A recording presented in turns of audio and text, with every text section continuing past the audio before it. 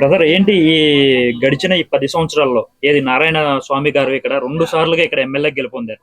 మరి ఈయన ఈ 10 సంవత్సరాల్లో ఈ యొక్క నియోజకవర్గానికి ఏం అభివృద్ధి చేశారు? ఎలా అనిపించింది ఆయన అభివృద్ధి?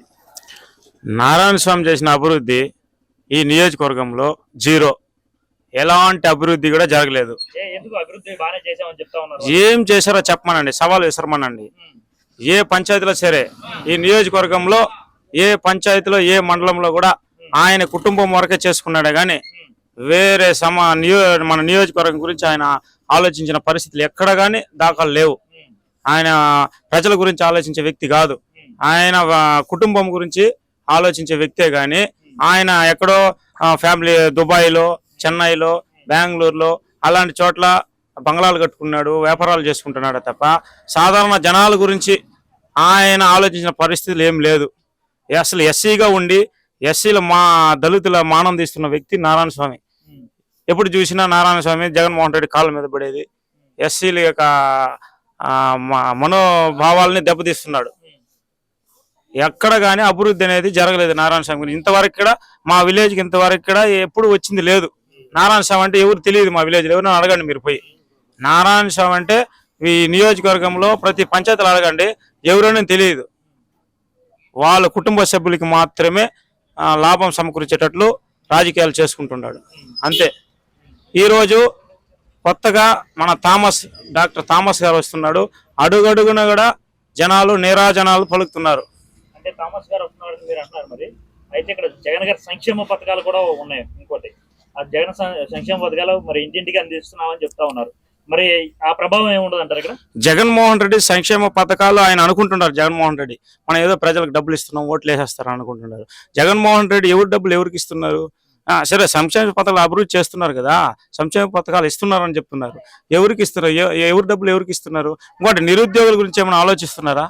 ఈరోజు చదువుకున్న నిరుద్యోగులు లక్షల్లో ఉన్నారు. వాళ్ళకి ఉద్యోగ అవకాశాలు లేకుండా వీధుల పాలవుతున్నారు. వాళ్ళకి ఏమైనా ఉద్యోగాలు ఇస్తున్నారా? లాస్ట్ 5 సంవత్సరాలు ఉన్నాడు, 5 సంవత్సరాల్లో కూడా డిఎస్సి పెట్టాలని చెప్పినాడు. ఇంతవరకు ఇక్కడ పెట్టాలనుకున్న వ్యక్తి ఒక 6 నెలలకు ముందు పెట్టి ఉండాల్సింది. ఒక 20 రోజులకు ముందు డిఎస్సి ప్రకటన వదిలేసి 20 రోజుల్లోనే డిఎస్సి పెట్టేస్తాను, అందరికి పోస్టులు ఇచ్చేస్తానని చెప్పినాడు.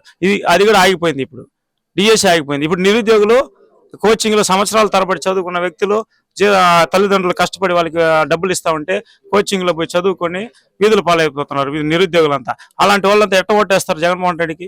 ఆ రోజు వచ్చినాడు, నేను మెగా డిఎస్సి పెట్టేస్తాను, ఉద్యోగాలు ఇచ్చేస్తాను అన్నాడు. ఏదా ఒక ఉద్యోగం ఇవ్వమనండి, ఎవరికి ఇచ్చాడు?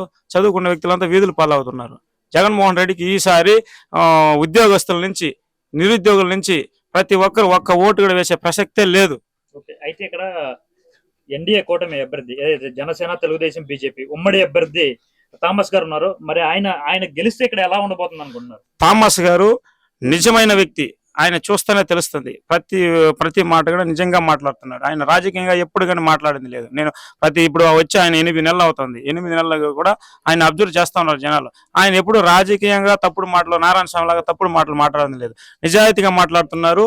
నిజాయితీగా ఆయన ఏం చెప్పారంటే, నిరుద్యోగులకు నేను ఉద్యోగ అవకాశాలు ఇస్తాను, ప్రతి విలేజ్ ఇక్కడ 10-20 మందికి ఉద్యోగ అవకాశాలు కల్పిస్తాను, ప్రతి విలేజ్ లో కూడా నేను ఈరోజు అక్కడ 1000 ఎకరాల్లో కూడా ఒక కంపెనీ పెట్టి ప్రతి ఒక్కరికి ఇక్కడ ఉద్యోగ అవకాశాలు కల్పించాలని ప్రతి విలేజ్ లో కూడా ఆయన చెప్తున్నాడు. అదేవిధంగా ఆ స్థలాన్ని కూడా చూపించారు అందరికి. ఈ చోట స్థలాన్ని నేను ఏర్పాటు చేసుకుంటున్నాను, మీకు అందరు ఇక్కడ ఉద్యోగ అవకాశాలు కల్పిస్తానని ఆయన నిరూపించుకుంటున్నాడు. ప్లేస్ చూపించాడు అందరికి. అది జనాలు ఈ రోజు నారాయణ స్వామి మీద వ్యతిరేకతని థామస్ మీద పెడుతున్నారు ఓటుగా. ఆయన థామస్ గారికి ప్రతి ఒక్కరు కూడా థామస్ గారికి ఓటేస్తారు. థామస్ గారు ఖచ్చితంగా గెలుస్తారు ఈసారి. ఖచ్చితంగా 1,00,000 మెజార్టీ గెలుస్తారు. నారాయణ స్వామికి ఈసారి ఎవరు ఓటు వేసే ప్రసక్తే లేదు.